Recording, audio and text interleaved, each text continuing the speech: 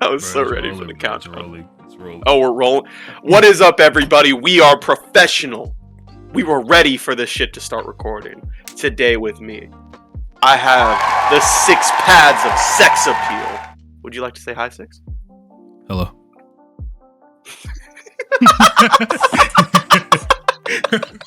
That was so anticlimactic. It was so terrible. Okay, today we are here, and we are ready to talk about why Nobara should not be downplayed and should not be slandered. Now to start, I'd like to say that 6 Pads is another YouTuber. If you guys are not already subscribed to him, if you're not already liking all of his videos, if you're not telling your friends that 6 Pads will gain them at least 3 inches on their genitals, you need to be doing that shit. What? But also, to address the Nobara topic, I actually love JJK. 6 is even more knowledgeable on JJK than I am. And I brought him on because Nobara's a great character, and I felt like I really needed a big brain on this to discuss how great of a character she is and how powerful she is in the series. Now, me and 6 talked about it a little bit before the recording. 6, would you like to put in perspective about where Nobara stands power-wise? Yeah, so I guess I can just get into first where she caps off at, because it's pretty easy to mention. We do see in the Shibuya arc, whenever she's fighting against that one fucker with like the hand sword, I forget his name, he's like irrelevant anyway. She's like kind of getting beat up by him, and then Nanami kind of just stomps him out. So she'd be like much below Nanami, but she should still be somewhere in the range of like a grade 1 sorcerer. You could just say that the gap within grade 1 is pretty large. Like, we know the gap within special grade is also pretty large, so it's not like that's some crazy out of the world concept. It's definitely possible, and if not, extremely likely due to what I'm about to mention next. And that's that Todo and Mei, after finding out that Yuji, Nobara, and Megumi all defeated a special grade level opponent, they all feel that they deserve to be grade 1 sorcerers. So you could maybe try to like throw some debater man skepticism on this stuff and say like, oh, well, Nobara was like fighting weakened special grades, and it's like, well, that's cool, but like Gege knows that, and she's still putting into the story that Todo and Mei think that Nobara should be grade 1. So it's like that doesn't really matter. You could say that even though they're weak in special grades, they were still special grade, and Nobara was beating them. And then along with that, you would say that Nobara's resonance was causing a bigger reaction within Eso and Kechizu than Yuji's punches were. Like, Kechizu survives like multiple barrages of Yuji's punches, but when he gets hit by resonance, he's like sweating. They're extremely troubled. You can see it on their faces. And then if you go with that line of thought, you could say that Nobara's resonance should be able to harm people like Hanami, who we know scale over people like Jogo in durability, due to the I believe it's a volume extra. It's either a volume extra or a fan book entry that says that if Jogo were to take 5 of the black flashes that Hanami did, he would have died. But you know, Hanami didn't die, obviously. So yeah. And I think a lot of people don't really understand that Nobara is not really like fodder. A lot of people compare her to like Sakura, right? And they'll compare her to like Land of Waves era Sakura for whatever reason. And Nobara is really not like that. She arguably starts the series halfway stronger than Yuji at this point.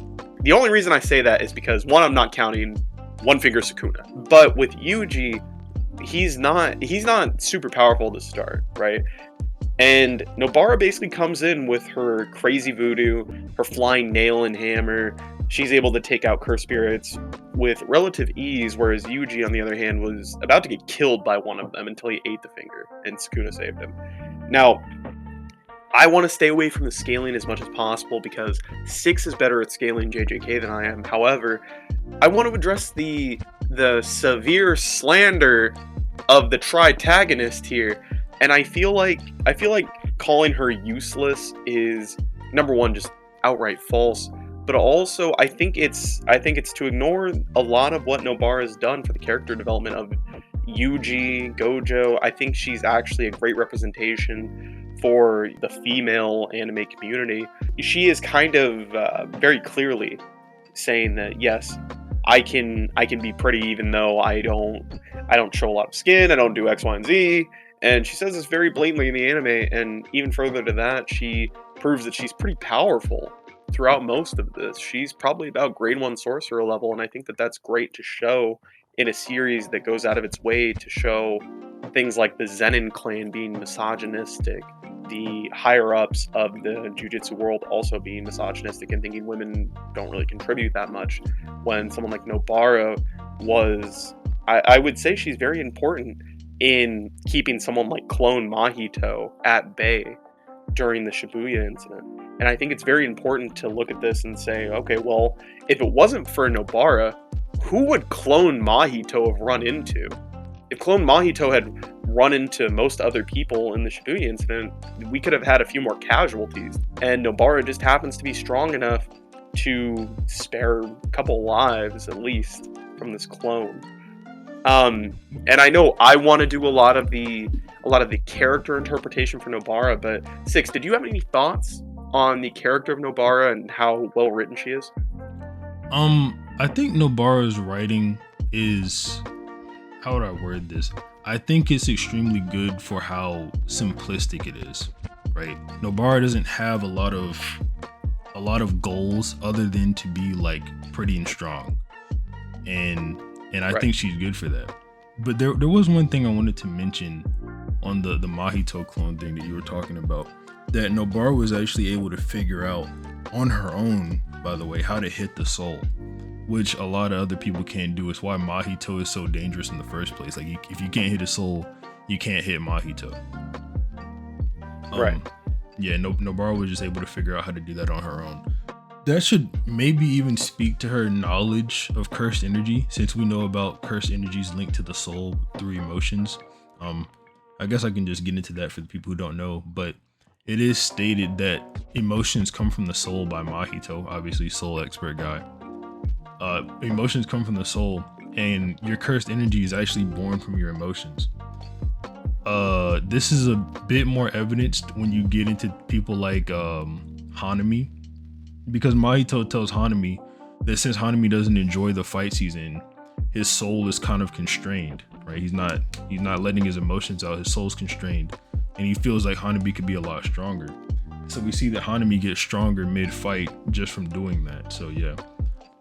It could speak to how Nobara has her emotions in check. We do see she's like a fairly calm person. Yeah, and I think that speaks volumes. I think a lot of what Gege writes is actually contrasted with a lot of the stereotypes that follow women throughout, not even just Western culture, but around the world, that they're over emotional, they're uncontrollably emotional.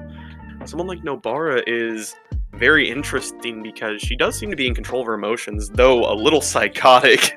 Like Six remembers the cursed womb fight where she starts stabbing her arm for no reason. I also did want to ask, Six, how do you feel about Nobara basically fighting almost on even footing with Yuji? Not perfectly there, obviously Yuji's stronger, but how do you feel about Nobara as a proper Tritagonist, somebody who, plays that role even better than Sakura? I mean, you mentioned them fighting like someone on par. I do like the fact that they hit the black flash at the same time. I thought that shit was clean. It's also like, it's one of the cleanest shots in the anime and in the manga. But yeah, Nobara definitely, she plays that role really well because she's able to keep up with those two, like in combat, or she's able to keep up on her own. Like they all get upgraded at the same time, things like that. We don't really see Sakura do stuff like that. Sakura, like for the most part, and she even mentions this herself, like in the war arc, that she's behind Naruto and Sasuke most of the time. And Nobara is just right there next to them. I mean, until she gets tagged by Bahito, which is only because she's off guard. She's literally like, she didn't know there was a clone, or she didn't know the clone is switched, so she was off guard. Only reason she got hit by Mahito's hand. Yeah, and I think that's I think that's important. Although, as we discussed before this, that clone's probably a lot weaker than Mahito. You know, it's not like Nobara scales above Mahito and would have done better than Toto and Yuji when they fought him. As far as Nobara goes, I think she is very powerful because even being a grade 1 sorcerer, it's pretty crazy in this world. Because grade 1 sorcerers are expected to deal with things like the Finger Bearer, the Cursed Wombs. They're called in, and a lot of the weight of things like the Shibuya incident are on their shoulders. So I guess her proving herself to be at that level says a lot about who she is as a character. She is very powerful. As far as the whole pretty thing, I mean, I guess that's up to the fans if you guys think she's achieving that goal or not. But yeah, I mean, that's most of what I wanted to say. I think she is extremely well written as a character, even though she is simplistic. She basically has 2 goals. She's met at least one of those goals, and I think this plays into why she's probably not dead. I think we're going to flesh out Nobara more. We're going to see more of her backstory, more of her goals, and I think Nobara has proven that she is a character capable of meeting those goals, which at the end of the day, that's what we want to see in our favorite characters. We want to see him succeed, and I think Nobara is capable of doing that. So not only is she already well written, I think she's capable of being even more entertaining and more engaging moving forward. So in the interest of not making this video too long and taking away from, Six's celebrity activities, we'll end it here. And yet again, I'd like to say, if you're not already following Six Pads, you got to jump on that wave, bro. Make sure you subscribe to him. Make sure you like all of his videos. Make sure you tell your mom that you're a Six Pads fan. Get a little twinkle in her eye. Make her proud of you. You have any final thoughts, Six? No. Other than the people who are gonna say like Nobara's dead, she's not dead. She's coming back. It's pretty clear. You're like hating. That's it. Yeah, Nobara is definitely not dead. We're probably gonna see her towards the end of the Culling games. I'm gonna be honest with all y'all. That's my prediction right now. But all that being said, guys, be safe, take it easy, subscribe to Six Pads, or we're not friends.